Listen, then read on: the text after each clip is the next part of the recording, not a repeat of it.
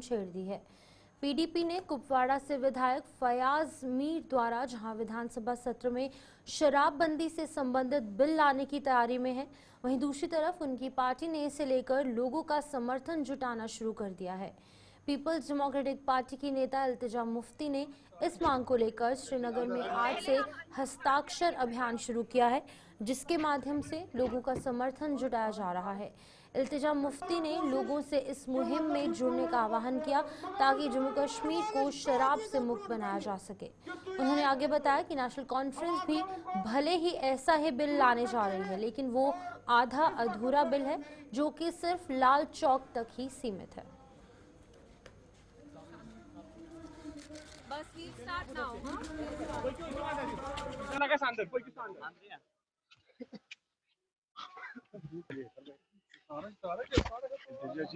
पहले हम अंदर स्टार्ट करेंगे फिर बात करेंगे।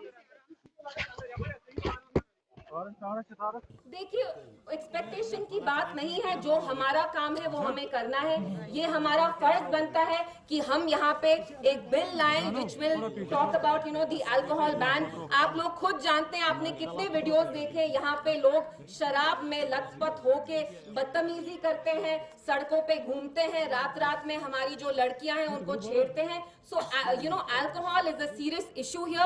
Alcohol needs to be prohibited and not just alcohol. मैं तो कहती हूँ हमें ड्रग्स को भी बिल्कुल अब कम से कम we have to make sure that there's awareness about drugs and also there's a complete prohibition and a ban on the selling and consumption of alcohol. ये उनका जो बिल है वो तो हाफ बेक्ड ही था, वो बस लाल चौक की जुरिस्डिक्शन तक ही है। उनने क्या है ना, एनसी की क्या प्रॉब्लम है, उनके 50 एमएलए खुद वो कुछ करते नहीं है, नकलची बंदर हैं। जब पीडीपी कुछ चीज करती है तो प्रेशर में आके करते हैं। 370 की जो रेजोल्यूशन थी उनने भी उस पे रेजोल्यूशन नहीं लाई, they were forced to bring a resolution. तो हमने शराब पे बिल लाया, उन पे प्रेशर आया, वरना उनके एक एमएलए ने ये भी कहा कि यहाँ टूरिस्ट आते हैं, यहाँ शराब का फ्री फ्लो होने दीजिए। मेरा यहाँ की सरकार और मरकजी सरकार से यही रिक्वेस्ट होगा कि जैसे बिहार को, गुजरात को, नागालैंड को अल्कोहल फ्री स्टेट बनाया है, it has nothing to do with tourism. Similarly we advocate that you make Jammu Kashmir and alcohol free state because it has nothing to do with tourism. जो यहाँ के यूथ हैं, बिकॉज वो इतने बेबस हैं, इतने नाउम्मीद हैं, इतने लाचार हैं, मेरी उनसे यही अपील होगी कि खुदा के वास्ते आप ड्रग्स की तरफ नहीं जाइए, अल्कोहल की तरफ नहीं जाइए। You have a bright future and PDP is here to work for your future and ensure that your future is bright. लेकिन एक बार खुदा ना खास्ता आप ड्रग्स में जाते हैं, शराब में जाते हैं, तो पूरी फैमिली टूट जाती है, फैमिली पे इफेक्ट होता है। तो आई होप जो यहाँ पब्लिक के लोग हैं वो भी आके हमारे साथ खड़े होके इस सिग्नेचर कैंपेन का हिस्सा बने।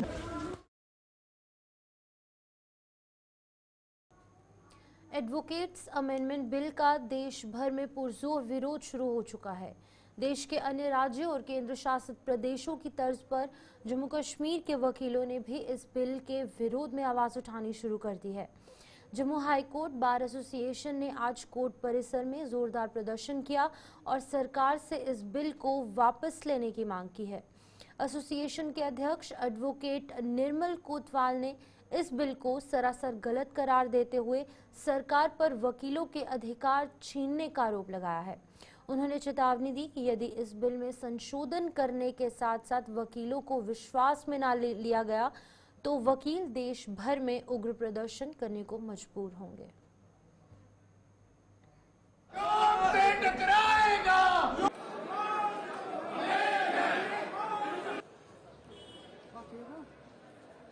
नहीं चलेगा, नहीं चलेगा, नहीं चलेगा। हम आपके साथ हैं। जम्मू जिंदाबाद, भारत माता की जय, भारत जम्मू जिंदाबाद।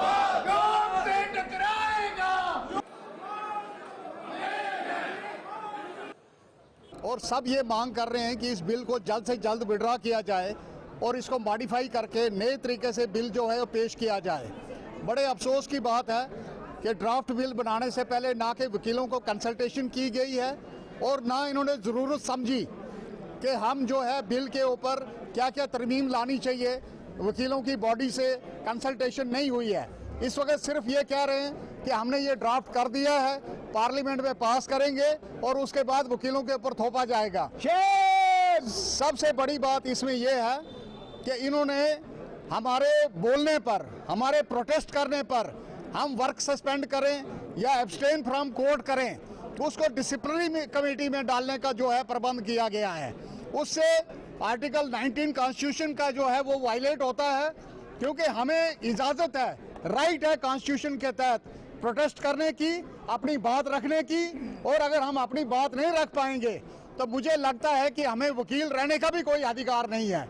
तो इसलिए ये जो बिल है ये वकीलों के हित में नहीं है, इसको जल्द से जल्द जो है मॉडिफाई और वापस करना चाहिए। अगर ऑटोनमस बॉडी को डाइल्यूट करना है तो फिर हम तो कुछ नहीं कर सकते उसमें, क्योंकि इन्होंने ऑटोनमस बॉडी को जो है कमज़ोर कर देना है, अपने मेंबर जो है वो लगाएंगे और उससे बॉडी जो है हमारी वीक हो जाती है। इस कर डायरेक्टली जो है गवर्नमेंट का कंट्रोल रहेगा, जो हमें मंजूर नहीं है। इसके अलावा जो इन्होंने इसमें तजवीज़ की है कि जम्मू कश्मीर की जो अपना बार काउंसिल है, इसको यूटी का बार काउंसिल बना दिया है, तो उस पर भी हम जो है सहमत नहीं है, क्योंकि हमारी भी स्टेट बार काउंसिल होनी चाहिए। और बहुत देर से, पिछले कई सालों से हमको महरूम किया गया है कि यहाँ पे बार काउंसिल के इलेक्शन नहीं होते हैं और बार काउंसिल से हमें महरूम रखा गया है। ये भी हमारी एक डिमांड रहेगी कि जम्मू कश्मीर में बार काउंसिल के इलेक्शन होने चाहिए। और सुप्रीम कोर्ट के डायरेक्शन के बावजूद भी यहाँ जो है इलेक्शन नहीं करवाए जा रहे हैं। तो मैं चाहता हूँ कि ये सेंट्रल गवर्नमेंट तक बात पहुँचे, ताकि वो जल्द से जल्द यहाँ जम्मू कश्मीर में बार काउंसिल का जो है वो इलेक्शन करवाए। इसके अलावा इसमें और बड़े ऐसे जो वायलेशंस हैं जो हमें मंजूर नहीं है, तो पूरे हिंदुस्तान में इसका जो है विरोध हो रहा है। हम भी आज उसी सॉलिडेरिटी में यहाँ खड़े हैं। हमारा जो तावन है पूरा बार काउंसिल ऑफ इंडिया से है, और बार काउंसिल ऑफ इंडिया का जो भी फैसला होगा वो हमें मंजूर है, हम उनके साथ चलेंगे। और आज मुझे लगता है पूरे प्रोविंस में यहाँ पे वकीलों ने अपना काम जो है वो प्रोटेस्ट कर रहे हैं, लेकिन इसके साथ साथ हमने अपना वर्क काम बंद नहीं किया है। ये गलत इंप्रेशन दिया जाता है कि हम काम छोड़ के प्रोटेस्ट करते हैं, ऐसा कुछ नहीं है। हम काम भी कर रहे हैं लेकिन प्रोटेस्ट भी अपना जो है वो दे रहे हैं। तो ये समझिए कि अगर ये बिल वापस नहीं होगा तो जो भी बार काउंसिल ऑफ इंडिया आगे डिसीजन लेगी हम उसमें अपना तावन करेंगे और उनके साथ चलने के लिए तैयार हैं। हर साल की तरह इस बार भी जम्मू की प्राचीन जामवंत गुफा पीर खो मंदिर परिसर में महाशिवरात्रि पर 4 दिवसीय मेला लगने जा रहा है और इस मेले की शुरुआत 25 फरवरी को होगी, जिसके लिए सभी इंतजाम भी पूरे कर लिए गए हैं। योगी करन्नाथ ने जम्मू में आज एक प्रेस कॉन्फ्रेंस के दौरान इस मेले का पूरा ब्यौरा दिया और उन्होंने कहा कि लोगों को इसमें बढ़ चढ़ कर भाग लेना चाहिए और उन्होंने आह्वान किया है लोगों से कि ज़्यादा से ज़्यादा यहाँ पर आएँ, मंदिर में दर्शन करें और इस मेले का लुत्फ उठाएं। और जम्मू वासियों को महाशिवरात्रि की हार्दिक शुभकामनाएं। मैं योगी करन्नाथ। ये पीर खो मंदिर है, जामवंत गुफा पीर खो। यहाँ पे 4 दिवसीय मेला होने जा रहा है, जो 25 को उद्घाटन होगा, तो 26 को महाशिवरात्रि है, 27 को यहाँ विशाल भंडारा होगा और 28 को विशाल दंगल है, जो अलग राज्य से भी पहलवान आ रहे हैं, जम्मू से भी। यहाँ पे बच्चों के लिए झूले लगे हुए हैं और स्टॉल्स वगैरह हैं, जो आइए मेले का आनंद उठाइए और शिव भगवान के दर्शन कीजिए। सबसे पहले जो यहाँ के हमारे एमएलए हैं युद्धवीर सेठी, सबसे पहले उनका मैं धन्यवाद करता हूँ जो हमारा साथ दे रहे हैं। उसके बाद JNK टूरिज़्म और JMC और ऑल डिपार्टमेंट हैं जितने जो एडमिनिस्ट्रेशन हैं वो हमारे साथ चल रही है और हमारा भरपूर साथ दे रही है। सभी का मैं धन्यवाद करता हूँ। मेले में आकर सभी यहाँ मेले में आइए, मेले की शोभा बढ़ाइए और शिव भगवान के दर्शन कीजिए। शिवरात्रि की आने वाली जो महाशिवरात्रि है। वहीं दूसरी तरफ पीर खो मंदिर परिसर में शिवरात्रि मेले की तैयारियां जोरों शोरों से जारी हैं। मेला स्थल पर कई कारीगर झूलों और मनोरंजन के अन्य संसाधनों की आपूर्ति में जुटे हुए हैं। बाहरी राज्यों के कारीगरों के साथ साथ स्थानीय कारीगर भी सभी व्यवस्थाएं कर रहे हैं और बच्चों में इस मेले को लेकर बेहद उत्साह देखने को मिल रहा है।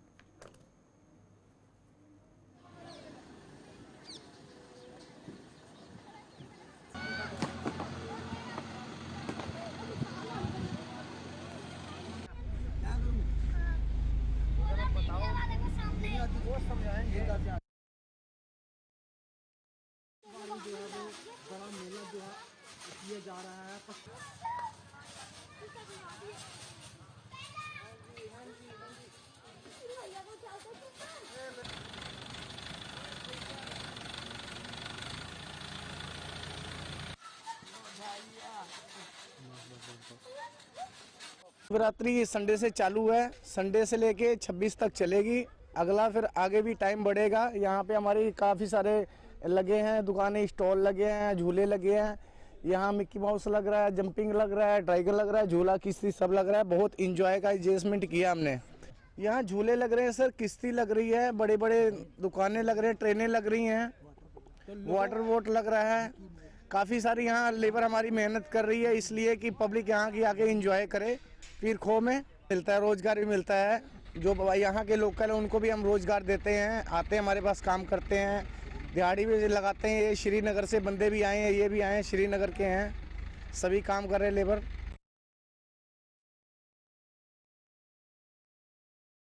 भारतीय जनता पार्टी की प्रदेश इकाई ने भारत की कूटनीति की जमकर सराहना की है। भारतीय जनता पार्टी का कहना है कि भारत अपनी कूटनीति के जरिए विश्व भर में एक छाप छोड़ रहा है और यही वजह है कि अब कई मुल्क भारत के साथ हाथ मिलाने को बेताब दिख रहे हैं। भारतीय जनता पार्टी के प्रवक्ता गौरव गुप्ता ने जम्मू में आज एक प्रेस कॉन्फ्रेंस के दौरान इस बाबत और क्या कुछ कहा है, आइए आपको बताते हैं। फ्लाइट्स को रिज्यूम करने जा रहा है। फिर इस वक्त जब हम भारत की कूटनीति की बात करते हैं, भारत की डिप्लोमेसी की बात करते हैं, आज जिस तरीके एक अपना इम्पैक्ट ऑल ओवर वर्ल्ड उसका जो डला हुआ है वो सामने दिख रहा है। फिर मानो इसके पीछे एक बहुत बड़ा रीजन अगर मैं देखता हूं, वो एक स्थिर सरकार, स्टेबल गवर्नमेंट यहाँ पर होना और हमारी नीतियां। अभी फ्रांस में ही हाल ही में आपने देखा कि हमारे माननीय प्रधानमंत्री जी की जब विजिट हुई, उसमें पिनाका मिसाइल सिस्टम को लेकर जो बात हुई, फिर वो अब लोग मानो फ्रांस के यहाँ पर आर्मी आ रही है, हमारा पिनाका मिसाइल सिस्टम को प्रिकोर करने जा रहे हैं। जब मैं पिनाका मिसाइल सिस्टम की बात करूं, वो आप पिनाका जो शब्द है वो एक्चुअल में भगवान राम जी के धनुष की जब मैं बात करता हूँ, इतना सक्षम मिसाइल सिस्टम है जो कि 44 सेकंड में कई मिसाइलें निकालता है। अगर आप ओवरऑल सिनेरियो आज हम देखते हैं वर्ल्ड ग्लोबल, जब हम एक पूरी बड़ी लेवल पर एक ब्रॉडर वे में देखते हैं, अभी जो आज भारत की स्थिति इतनी मजबूती से भारत आगे निकलता हुआ दिख रहा है कि मानो आज ऐसा समय आ चुका है कि हर एक देश विश्व का इंटरेस्टेड है भारत के साथ। उधमपुर की डीसी सलोनी राय ने आज शहर का दौरा कर महाशिवरात्रि और रमजान के मद्देनजर किए जाने वाले इंतजामों की समीक्षा की। उन्होंने उधमपुर व्यापार मंडल के साथ साथ शहर के कुछ वरिष्ठ नागरिकों को साथ लेकर विभिन्न बाजारों का दौरा कर दिक्कतों का जायजा लिया और इनका तुरंत प्रभाव से निवारण करने की बात भी कही।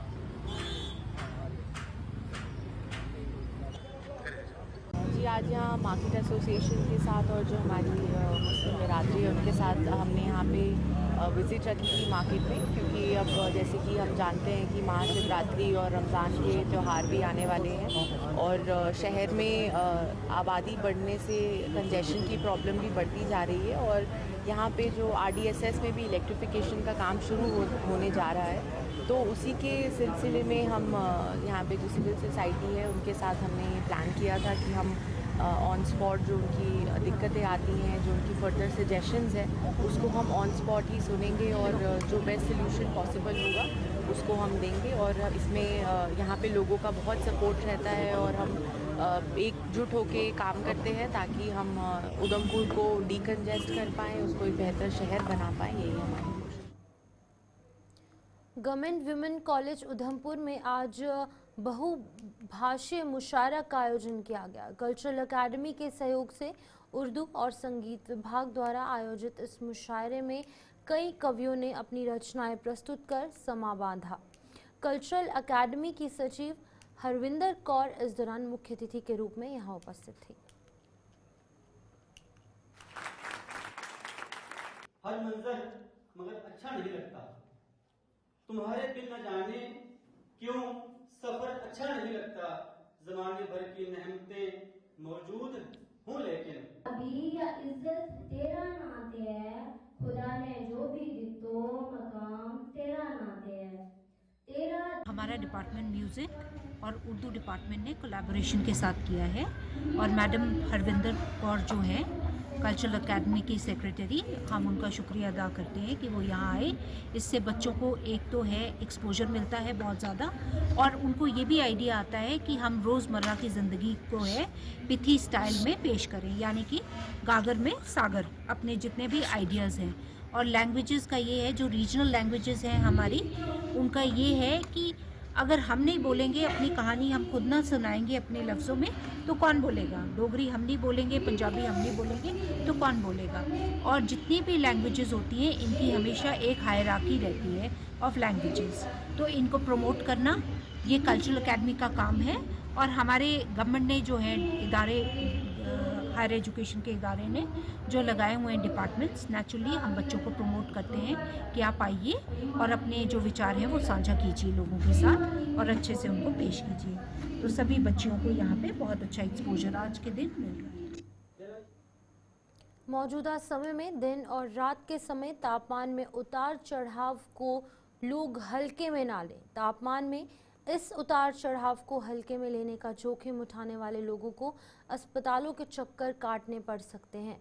वहीं जम्मू के जीएमसी के कम्युनिटी मेडिसिन डिपार्टमेंट के हेड डॉक्टर राजीव गुप्ता ने खास तौर पर युवाओं और छोटे बच्चों के अभिभावकों को इस मौसम के झांसे में न आने की सलाह दी है। उन्होंने बताया है कि इस बार जनवरी के महीने से ही दिन के तापमान में कुछ हद तक बढ़ोतरी होने से कई लोग गर्म कपड़ों से परहेज करने लगे हैं, जो कि घातक साबित हो सकता है। उन्होंने आगे कहा कि ऐसा करने से लोगों को एक्सपोजर हो सकता है, लिहाजा वो ऐसा ना करें और खान पान का भी खास ख्याल रखते हुए हरी और पत्तेदार सब्जियों का सेवन ज़रूर करें। उन्होंने बताया कि समाज का बुजुर्ग वर्ग अनुभवी है और ऐसे लोग जोखिम नहीं उठाते, लेकिन छोटे बच्चों के अभिभावकों को भी बच्चों का खास ख्याल रखना होगा। तो जैसे कि पिछली जनवरी अभी मंथ गया है, तो जनवरी के में भी टेम्परेचर थोड़े थोड़े बढ़ने शुरू हो गए थे। तो सडनली जो दिन और रात का टेम्परेचर है उसमें भी काफ़ी डिफरेंस है। हम देख रहे हैं पिछले कुछ दिनों से जो दिन का तापमान है वो 20, 21, 22, 23 या इसके आसपास भी पहुंच जाता है सॉरी। तो लेकिन जैसे ही शाम होती है या रात होती है तो टेम्परेचर जो है काफ़ी गिर जाता है। तो वो जो है कई बार 6, 7, 8 तक भी आ जाता है। तो ये जो वेरिएशन है टेम्परेचर की, इससे कई बार जो है जो आपने क्वेश्चन पूछा कि नौजवान जो हैं दिन में शर्ट पहनने में घूमते हैं, तो कहीं ना कहीं वो एक्सपोजर, एक्सट्रीम्स ऑफ टेम्परेचर के जो तापमान के डिफरेंसेस हैं उनसे उनको एक्सपोजर हो सकता है। तो एक्सपोजर होने से गला ख़राब, खांसी, जुकाम, इवन वो अगर ख़राब हो जाए तो चेस्ट इन्फेक्शन तक भी बढ़ सकता है।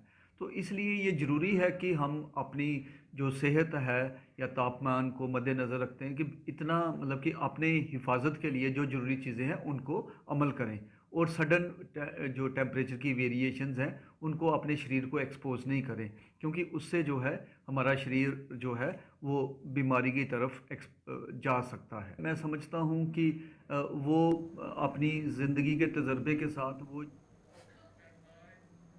तो चलिए न्यूज़ ब्रीफ में इतना ही, दीजिए इजाज़त और आप बने रहे गुलिस्तान न्यूज़ के साथ।